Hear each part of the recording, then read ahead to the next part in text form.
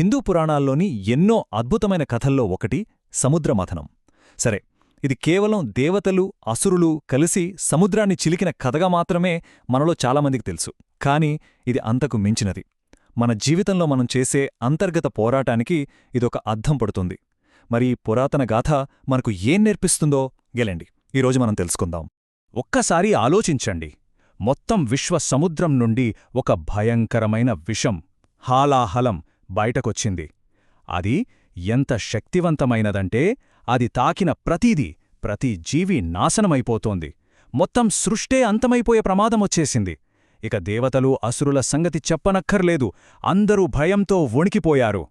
మరి అలాంటి భయంకరమైన ప్రాణాంతకమైన విషాన్ని ఒక దేవుడు ఎందుకు తనంతట తానుగా తాగాలనుకుంటాడు?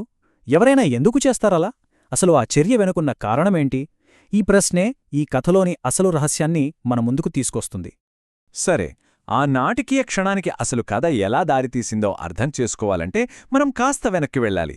మొదటి భాగంలోకి వెళ్దాం. ఆ విషం ఎలా పుట్టిందో, విశ్వాన్ని ఎలా భయపెట్టిందో చూద్దాం. ఈ విశ్వ సంక్షోభ సమయంలో అందరూ చేతులెత్తేసినప్పుడు శివుడు ముందుకొచ్చాడు. సృష్టిని కాపాడే బాధ్యత తీసుకుని ఆ భయంకరమైన హాలాహలాన్ని తాగేశాడు. కాని చూడండి, ఆ విషాన్ని ఆయన తన శరీరంలోకి వెళ్లనివ్వలేదు. కేవలం తన గొంతులోనే ఆపేసి తన దైవిక శక్తితో దాన్ని నియంత్రించాడు. ఇది మామూలు విషయం కాదు, త్యాగానికి ఇదొక పరాకాష్ట. ఇక ఆ సంఘటన తర్వాతే శివుడికి నీలకంఠుడు అనే పేరు వచ్చింది. అంటే నీలిగొంతు ఉన్నవాడు అని అర్థం. ఆ నీలిగొంతు కేవలం ఒక గాయం కాదు, అదొక చిహ్నం. ఎలాంటి నెగటివిటీనైనా సరే స్వీకరించి దానికి లొంగిపోకుండా దాన్ని నియంత్రించగల అపారమైన అంతర్గత శక్తికి అది నిదర్శనమన్నమాట. అయితే మనలో ఒక ప్రశ్నొస్తుంది. అసలు ఆ విషం సముద్రం నుంచి ఎందుకొచ్చింది? ఆ ప్రశ్నకు సమాధానం మనకు ఈ రెండో భాగంలో, అంటే గొప్ప విశ్వమథనంలో దొరుకుతుంది. ఈ కథంతా మొదలైందే అమృతం కోసం. అంటే చావులేని జీవితాన్నిచ్చే ఒక దివ్య పానీయం. దేవతలు అసురులు ఇద్దరూ దాన్ని ఎలాగైనా సంపాదించాలననుకున్నారు. మరిది ఎక్కడుంది? పాలసముద్రం, అంటే క్షీరసాగరం అట్టడుగున దాగి ఉంది. దాన్ని బయటకు తీయాలంటే ఉన్న ఏకైక మార్గం ఆ మహాసముద్రాన్ని చిలకడమే. ఇది చిన్న పనేం కాదు, ఒక అసాధారణమైన కార్యం. అందుకే ఎప్పుడూ కొట్టుకునే దేవతలు అసురులు ఈ ఒక్క పనికోసం కలిసి పనిచేయడానికి ఒప్పందం చేసుకున్నారు. మరి ఎలా చేశారు? మందర పర్వతాన్నేమో పెద్ద కవ్వంగా మార్చారు, సర్పరాజైన వాసుకినేమో తాడుగా ఉపయోగించారు. అయితే ఆ పెద్ద పర్వతం సముద్రంలో మునిగిపోకుండా ఉండాలి కదా. అప్పుడు విష్ణుమూర్తి కూర్మ అవతారంలో, అంటే తాబేలు రూపంలో వచ్చి తన వీపుమీద ఆ పర్వతాన్ని నిలబెట్టాడు. ఆ మహత్తర ప్రయత్నం ఎంత గొప్పగా ఉందో చూడండి. ఒకవైపు దేవతలు, మరోవైపు అసురులు సర్పరాజైన వాసుకిని పట్టుకొని ఎలా లాగుతున్నారో. ఇదొక అద్భుతం. ఇది కేవలం బలానికి సంబంధించిన విషయమస్సలు కాదు. ఒకరికొకరు పడని శక్తులు కూడా ఒకే లక్ష్యం కోసం ఎలా కలిసి పనిచేయొచ్చో చెప్పే ఒక గొప్ప ఉదాహరణ ఇది. ఇక మూడో భాగానికి వస్తే, ఆ గొప్ప మథనం నుండి కేవలం విషం మాత్రమే రాలేదు, మంచి చెడు రెండూ బయటపడ్డాయి. ఆ సముద్ర గర్భం నుంచి ఎన్నో అద్భుతమైన సంపదలు కూడా పుట్టుకొచ్చాయి. ఇక్కడ మనం గమనించాల్సిన ఒక ముఖ్యమైన విషయం ఉంది. అందరికీ కావాల్సిన అమృతం వచ్చింది, కాని ఎప్పుడు? చివర్లో. దానికి ముందు ఏమొచ్చింది? అత్యంత ప్రమాదకరమైన హాలాహలం. అంటే ఏంటి? జీవితంలో కూడా అంతే. ఏదైనా గొప్ప బహుమతిని పొందాలంటే దానికి ముందు మనం చాలా కఠినమైన సవాళ్లను ఎదుర్కోవాల్సి వస్తుంది. సరే, ఆ విషం బయటకు వచ్చాక, అమృతం రాకముందు ఆ మధ్యలో సముద్రగర్భం నుంచి మొత్తం 14 దివ్యమైన సంపదలు పుట్టుకొచ్చాయి. వీటినే మనం చతుర్దశరత్నాలు అని పిలుస్తాం. వాటిలో కొన్ని చాలా ముఖ్యమైనవి ఉన్నాయి. ఉదాహరణకు, సంపదలకే అధిదేవత లక్ష్మీదేవి, కోరిన కోర్కెలు తీర్చే కామధేనువు, ఇంద్రుడి వాహనమైన తెల్ల ఏనుగు ఐరావతం, ఇలా ఎన్నో. ఇక చివర్లో దైవవైద్యుడైన ధన్వంతరి స్వయంగా అమృత కలశాన్ని చేతిలో పట్టుకుని వచ్చాడు. ఇవన్నీ ఆ మథనం వల్లే సాధ్యమయ్యాయి.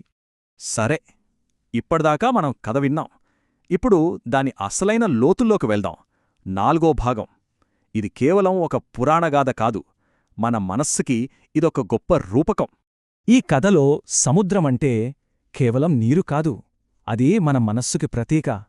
ఆలోచించండి, మన మనస్సు కూడా ఒక సముద్రంలాంటిదే కదా. అనంతమైనది, చాలా లోతైనది, దానిలో ఎన్ని ఆలోచనలు, ఎన్ని రహస్యాలు దాగున్నాయో. మరి ఆ మథనం అంటే ఆ చిలకడం దేనికి ప్రతీక? అది మన ఆత్మపరిశీలన కోసం చేసే ప్రయత్నానికి రూపకం. మనల్ని మనం అర్థం చేసుకోవడానికి, మనలో దాగియున్న మంచిని, జ్ఞానాన్ని బయటకు తీసుకురావడానికి మనం పడే అంతర్గత పోరాటమే ఈ మథనం. అయితే మనల్ని మనం లోతుగా పరిశీలించుకోవటం మొదలుపెట్టినప్పుడు మొదటగా బయటకొచ్చేవేంటి? చాలాసార్లు మనలోని నెగటివ్ ఫీలింగ్స్, కోపం, అసూయ, భయాలు ఇవన్నీ పైకొస్తాయి. ఈ కథలోని ఆ భయంకరమైన హాలాహల విషం సరిగ్గా వీటికి ప్రతీకన్నమాట. కాని ఎప్పుడైతే మనం మనలోని ఆ నెగటివిటీని ధైర్యంగా ఎదుర్కొని దాన్ని దాటుతామో అప్పుడే మనలోని అసలైన సంపదలు బయటికొస్తాయి. మనలోని మంచి గుణాలు, మన జ్ఞానం, మన ఆత్మవిశ్వాసం ఇవన్నీ అప్పుడు వెలుగులోకొస్తాయి. ఈ కథలో చెప్పిన రత్నాలు, ఆ అమృతం అవే. ఇక చివరిగా 5వ భాగానికి వచ్చేశాం. ఈ పురాతన కథ నుండి మనం నేర్చుకోగల శాశ్వతమైన పాఠాలు ఏంటి? ఈ కథ మనకు ఎన్నో గొప్ప పాఠాలు నేర్పుతుంది.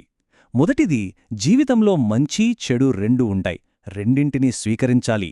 ఒకటి లేకుండా మరొకటి ఉండదు. రెండోది, నిజమైన నాయకుడు అంటే శివుడిలా ఉండాలి. నెగటివిటీని తాను తీసుకుని అందరి మంచి కోసం భారాన్ని మోయాలి.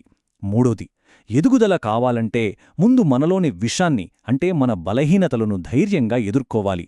ఇక ఆఖరిగా, ఒకరికొకరు పడనివాళ్లు కూడా ఒక మంచి లక్ష్యం కోసం కలిసి పనిచేస్తే అద్భుతాలు చెయ్యొచ్చని ఈ కథ మనకు చూపిస్తుంది. కాబట్టి ఈ కథ మన ముందొక ప్రశ్నను వదిలి వెళుతోంది. జీవితంలో మనకు కావలసిన అమృతాన్ని మనం కనుక్కోవాలంటే మొదట మనలో ఉన్న ఏ విషాన్ని మనం ఎదుర్కోవాలి? మన అంతర్గత సముద్రాన్ని మనం మథనం చేస్తే ఎలాంటి సంపదలు బయటకొస్తాయో ఆలోచించాలి.